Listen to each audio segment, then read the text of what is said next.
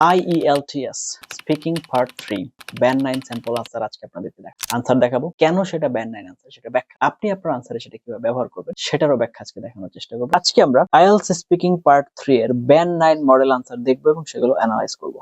Set 1 education and technology থেকে একটা question নিলাম। Suppose, how has technology changed the way people learn today. এখন এটার একটা ব্যান্ড 9 আনসার, চলেন আমরা আগে একটু পড়ি, তারপর এটাকে অ্যানালাইজ করব। Technology has fundamentally transformed learning by making it far more flexible and accessible. In the past, education was limited to physical classrooms, whereas now learners can access high-quality courses online at any time. This is not only removes geographical barriers, but also people to learn at their own pace, which significantly improves learning outcomes. এখন প্রশ্ন হচ্ছে এটা band 9 কেন সেটা আমাদের বুঝতে হবে এবং আমাদের আলোচনায় সেটা নিয়ে আসতে হবে। তাহলে চলেন প্রথমে দেখি। First, clear comparison. এখানে পাস্ট এবং প্রেজেন্টের আপনাকে যে প্রশ্নটা করা হয়েছে সেটার প্রেজেন্ট এবং পাস্টের একটা কম্পারিজন এখানে দেখানো হয়েছে যে পাস্টে কি হতো, বর্তমানে কি হয়। Complex sentences used naturally. Complex সেন্টেন্সের ব্যবহার, যেমন আমরা এই যে ওয়্যারএস ব্যবহার করেছি এখানে, তারপরে হচ্ছে এই যে বাট অলসো ব্যবহার করেছি। কমপ্লেক্স সেন্টেন্সের ব্যবহার ন্যাচারালি আসছে। অ্যাবস্ট্রাক্ট আইডিয়া প্লাস এক্সপ্লেনেশন, তার মানে আমরা শুধু